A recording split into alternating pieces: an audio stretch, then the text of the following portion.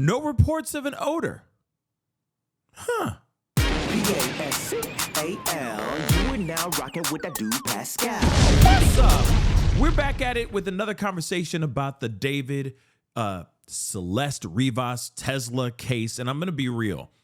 Everything is pointing towards this guy is in some serious trouble, and he might as well just walk in. He might as well just surrender. He might as well just walk into the precinct and go, hey, just shackle me up.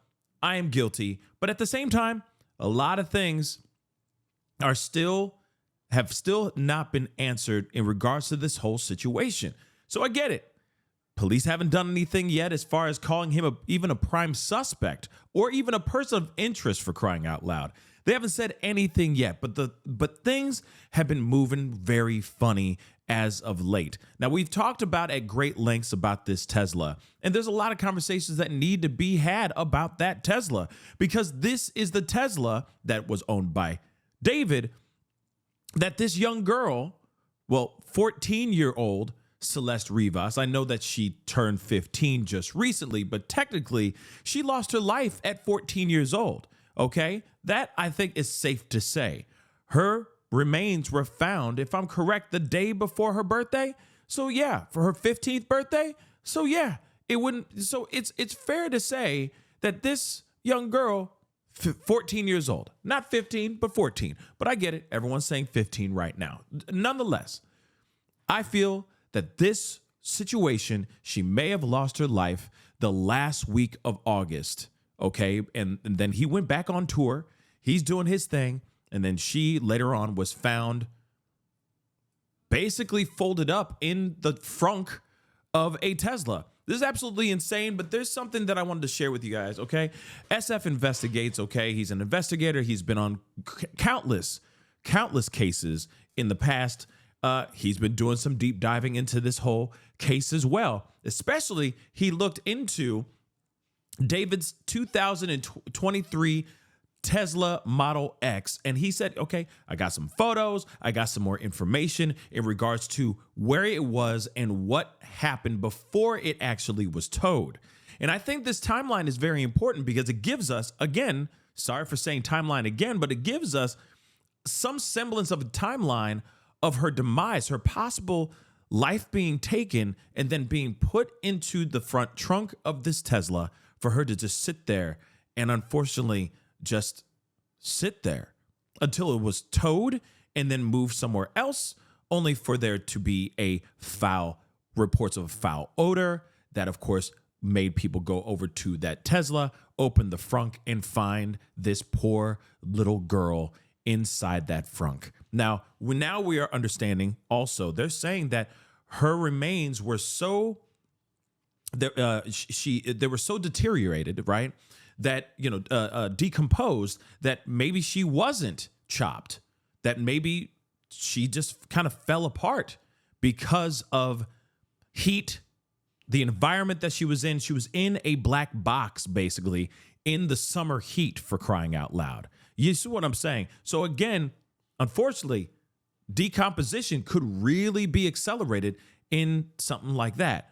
But I digress. Let's get over to SF Investigates. He says a lot of things here that I think are very, very interesting. And again, it's very short, but he says a lot in this very short bit. And then there's comments down below, which I think are very interesting as well. So we're going to be taking a look at that too.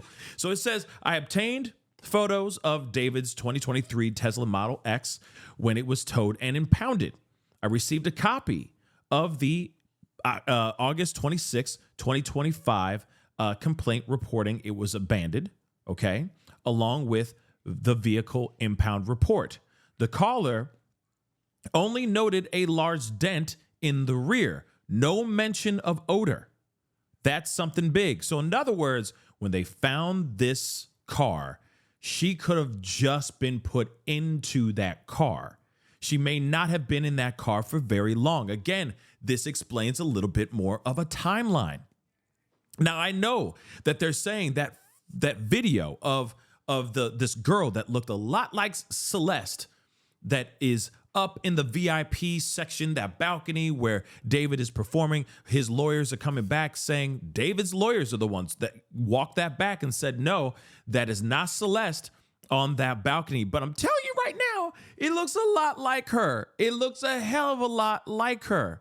And if it was on August 24th, that concert, they could have flown back on the 25th.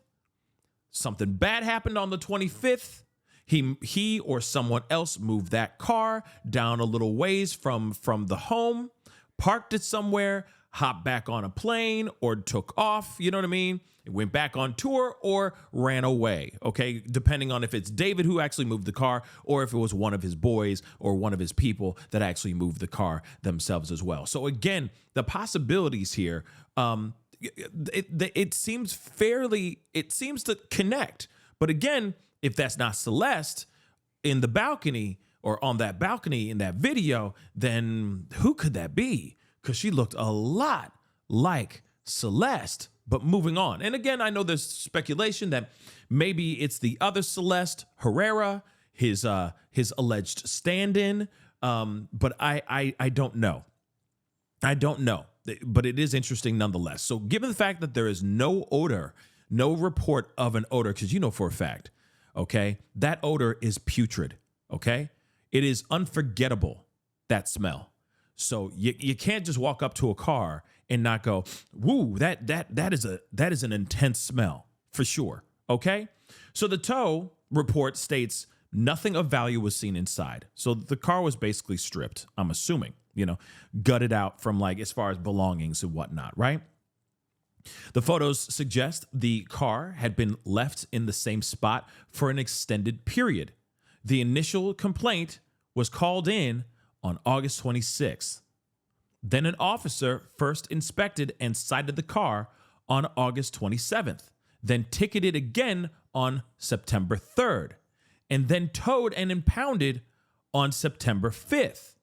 Now remember, a few days later, after September 5th, that's when her remains were actually found. That's when they said there was reports of a smell. They opened up the frunk, and there she was, right? Then that's when she was found. So again, it was only a short while after she was towed, or after that car was towed, that she was found, towed from this very spot that we're about to see here in these photos. So the report also notes that there were no wants on the vehicle, meaning it was not reported stolen at the time. I've redacted certain details, of course, including the license plate from photos and reports. Okay, so of course, we appreciate SF Investigates for sharing this information, putting this stuff out here. But as you guys can see, I mean, even the front left or front, driver's side wheel area, like there's some serious damage on this car. Now, it could just be wear and tear, him driving around a bunch. He could be just a terrible driver as well. Or it could have something to do with Celeste. I don't know. But you can see right here for yourself.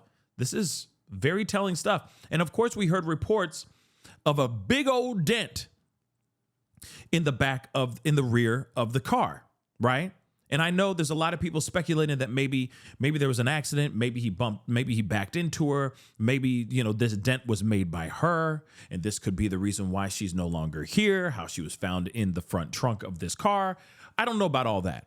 All I know is that this gives more of a definitive answer that this is indeed his car, okay? Because now his car has character, right? The dents and the scrapes and the cuts and all that stuff on the car. Clearly, this is definitely his car. Now, does it have anything to do with her demise? I don't know. Is there a connection here? We do not know, okay? But it is interesting nonetheless, right? So again, it shows here, all right? Of course, the make, the year, the type of car. Then, of course, it goes down here saying that it has been impounded, okay, on September 5th, local time, 10:20 a.m., okay? So, of course, then it gets taken to a Hollywood tow or like a Hollywood impound lot, right? But let's continue on here.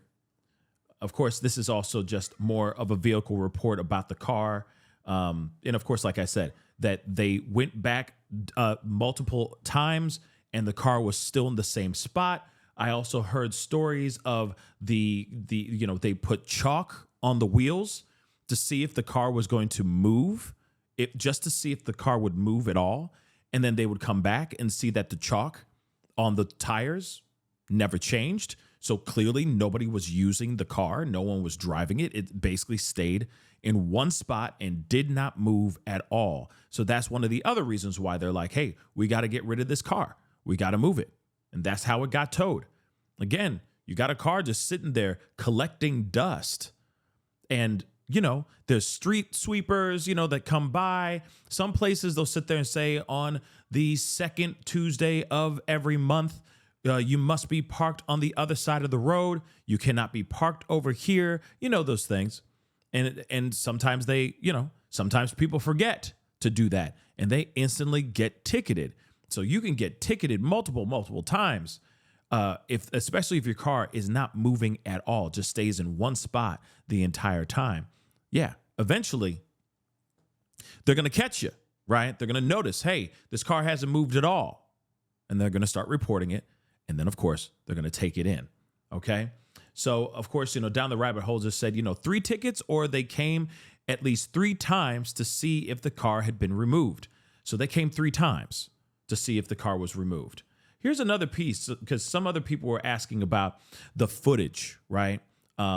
In regards to given the fact that the Tesla, as soon as you open a door, as soon as you touch the car, anything, those cameras turn on and they start recording. There's plenty of people that want to check out a Tesla or steal a Tesla. So if you get anywhere near that mother-loving car, instantly that camera turns on and starts rolling, right?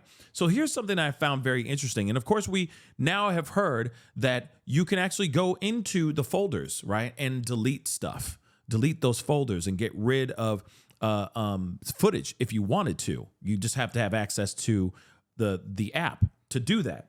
But it says whatever caused the damage on the rear will have been saved on video.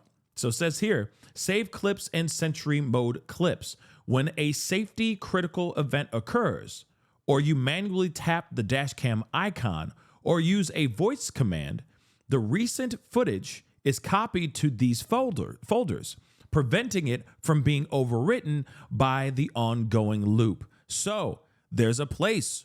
Maybe this guy doesn't know this. Maybe the culprit doesn't know. But there's a place where this footage would be held. Definitely. So if that's the case, the cops already know who this is then. Or they're able to see, okay, somebody put something in the hood of the car, he got into the car, put something in the front of the Tesla, got in the Tesla, moved the car. They could possibly see, bang, here he is. Here's that culprit. Here's David or somebody else that at least moved the car, right? At least that. But we'll see about that. Okay. So he says, somebody else said, I assumed it was parked on the street right by his house. Weird that it was parked on a neighboring residential looking street. A street with less homes, car traffic could make sense. And Zillow shows the home has an attached garage with 3 parking spaces. Why not hide the car inside? Good point. Very good point. Now, here's the thing. SF Investigates says this too. There were other cars in the garage until yesterday. I assumed to create a little distance. I think he thought he could get one of his people to get rid of the car, and nobody was willing, and it just got left there because nobody wanted to touch it and put prints on it. Now, that is a very good point. Okay? That is a very, very good point. Do you know anything about the other cars in the garage? I saw a red vehicle in there. Looks like it was another Tesla. Now, again, that would make sense. I think that's a safe bet to think, or safe thing to say, that, okay, either it was David who moved the car and he just, he had to go. He had things to do. He panicked, maybe, didn't know where he could discard the car, or maybe he didn't want to discard the car somewhere and ask for a friend for a lift, or go get an Uber, because then it would connect him to everything there too. So maybe he was like, the closest place I can go right now is parking the car right here and kicking rocks, because I got things to do. I got performances to do. I got a tour to continue to make happen, right? I got money to stack up.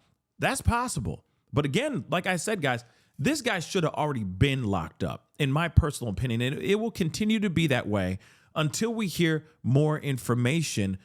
Shoot, even just from even from him. Because let's not forget, we have not heard not a doggone thing from this man. We haven't heard anything from him.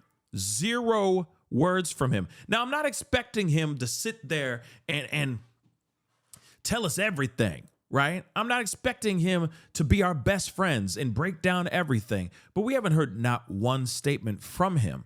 Even just thoughts and prayers to the family and to Celeste, who was clearly someone that he held near and dear to his heart. Now, again, this whole situation, what say you? Do you think he did this himself? Or do you think he had friends? Could this be a bout of jealousy, a fit of rage? Could this be an outside source? Could it be at the hand of David? What do you think?